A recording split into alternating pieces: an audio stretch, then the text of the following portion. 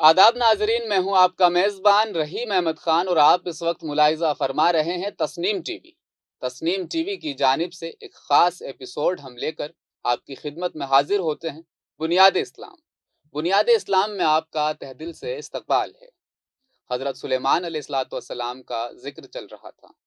कल की किस्त में हमने आपको बताया था कि हज़रत सुलेमान अलैहिस्सलाम की नबूवत के मुतल्लिक नीज़ हमने ये भी बताया था कि किस तरह हिकमत के तहत आप अलैहिस्सलाम फैसले लिया करते थे, यहाँ तक कि अपना ज़रिया माश का इंतज़ाम भी खुद किया करते थे।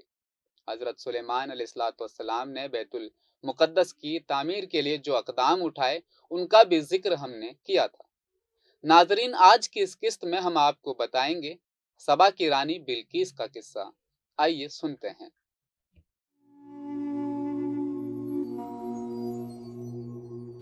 हज़रत सुलेमान ने हर एक परिंदे को एक एक मुहिम के लिए मुकर्रर किया था, ऐसा कहा जाता है। हुदहुद के ज़िम्मे पानी का पता लगाना था। एक दिन हज़रत सुलेमान अपने तख्त से नमाज के लिए उतरे तो हुदहुद ने सोचा कि जब तक हज़रत सुलेमान नमाज में है तब तक मैं उड़कर इधर उधर का हाल मालूम कर लूँ। वो उड़कर शहर में पहुंचा जो नहरों और बागों से आबाद था। इमारतें बहुत खूबसूरत थी। हुदहुद वहाँ का सब हाल मालूम करके वापस हुआ। इधर हज़रत सुलेमान ने जब हुदहुद को गायब पाया तो पूछा कि हुदहुद कहाँ है, कि फ़ौज प्यासी है और हुदहुद मौजूद ही नहीं जो पानी का पता लगाए। हज़रत सुलेमान को गुस्सा आया और उन्होंने फरमाया कि अगर हुदहुद ने कोई ठीक वजह बयान ना की तो मैं उसको कैद करूँगा और उसे ज़िबह कर डालूँगा। उकाब को हुदहुद की तलाश में भेजा। उसने हुदहुद को सबा की तरफ से आते हुए देखा, फिर हज़रत सुलेमान की खिदमत में हाजिर हुआ। हज़रत सुलेमान ने पूछा, तू कहाँ गया था? हुदहुद ने कहा, मैं ऐसी खबर लाया हूँ जो आपको नहीं मालूम। मैं सबा से आपके लिए एक सच्ची खबर लेकर आया हूँ। मैंने वहाँ एक औरत को लोगों पर हुकूमत करते देखा। उसे सब कुछ हासिल है। उसके पास एक बड़ा तख्त है। मैंने उसे और उसकी कौम वालों को देखा कि वो अल्लाह को छोड़कर सूरज को सजदा करते हैं। शैतान ने उन्हें गलत कामों में लगा रखा है, यहाँ तक कि वो इससे बेखबर हो गए कि अल्लाह के सिवा किसी को सजदा नहीं करना चाहिए और आसमान ज़मीन की छिपी चीज़ें वही निकालता है और खुली छिपी सारी बातें सिर्फ खुदा को ही मालूम है। हज़रत सुलेमान ने कहा, अभी हम देख लेते हैं कि तूने सच कहा है या तू झूठ बोल रहा है। आपने फिर एक खत लिखा, इन्नहु मिन सुलेमाना वनहु इन्नहु बिस्मिल्लाहिर्रहमानिर्रहीम अल्लाह ताला अलैया व आतूनी मुस्लिमीन, यानी हज़रत सुलेमान की तरफ से है और ये अल्लाह के नाम से जो बड़ा मेहरबान और निहायत रहम वाला है, यह कि मेरे मुकाबले में सरकशी ना करो, मुस्लिम होकर मेरे पास हाजिर हो जाओ। ये खत हज़रत सुलेमान ने हुदहुद को दिया और कहा कि मेरा ये खत ले जाकर बिल्कीस के आगे डाल दो। हुदहुद खत लेकर उड़ा और सबा जा पहुंचा। बिल्कीस ने कहा, जब बादशाह किसी शहर में दाखिल होते हैं तो उसे तबाह कर देते हैं और वहाँ के इज्जत वालों को जलील करते हैं। मैं उन्हें कुछ तोहफा भेजती हूँ, फिर देखती हूँ कि हरकारा क्या खबर लेकर आया है। सबको बात पसंद आई। बिल्कीस ने सैकड़ों गुलाम और लोंडिया, याकूत और सोने चांदी की ईंटें तोहफे पर भिजवाई। हज़रत सुलेमान ने अपना तख्त उस फर्श पर बिछाया, फिर हज़ारों कुर्सियाँ अपने सामने तरतीब से रखवाई जिस पर बनी इसराइल के बड़े बड़े लोग और आलिम अपने दर्जों के मुताबिक बैठा करते थे। परिंदों ने अपने परों से साया किया। जब बिल्कीस का दूत पहुंचा तो हैबत के मारे उसका कदम आगे ना उठा। जब हज़रत सुलेमान के पास पहुंचा तो आप बहुत खुश अखलाकी और नरमी से उनके साथ पेश आए। सुलेमान ने फरमाया, तुम अपने माल से मुझे क्या मदद पहुंचाओगे?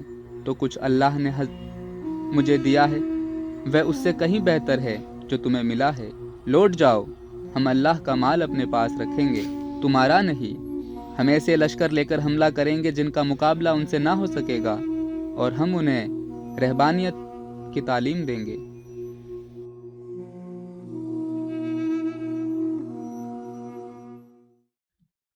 ऐसा माना जाता है कि हज़रत सुलेमान जब खुदा की बंदगी में लगे होते तो हर दिन एक पौधा या एक दरख्त अपने आप अपने औसाफ बयान करता कि मैं फला फला बीमारियों की दवा हूँ और मुझ में ये खासियत है। हज़रत सुलेमान अलैहिस्सलाम उनको लिखवाते थे। नाजरीन, दुनिया की ये रिवायत रही है कि अल्लाह के सिवा कोई भी जावेदा नहीं है।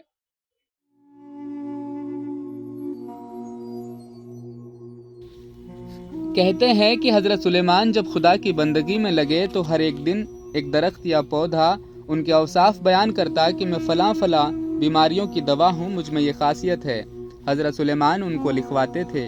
ایک دن ایک درخت سامنے آیا، اس نے سلام کر کے کہا کہ میری خاصیت تیرے ملک اور سلطنت کی خرابی ہے، تمہارے انتقال کا وقت قریب آ گیا، اب آخرت کے سفر کی تیاری کرو۔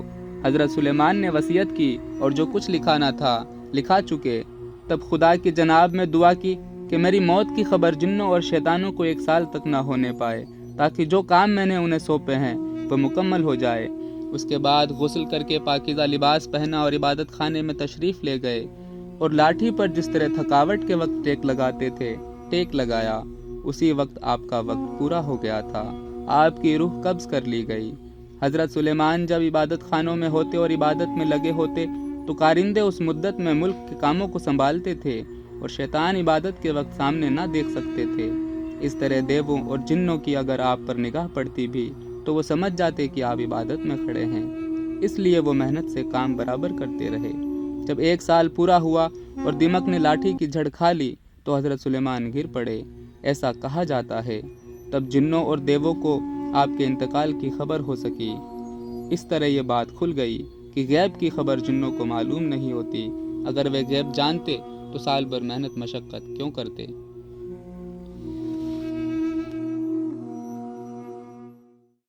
بنیاد اسلام کی اس قسط میں آج فی الحال اتنا ہی۔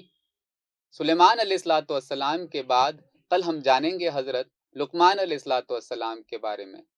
مجھے دیجیے اجازت، آپ دیکھتے رہیے تسنیم ٹی وی، اپنا خیال رکھیے گا، اللہ حافظ۔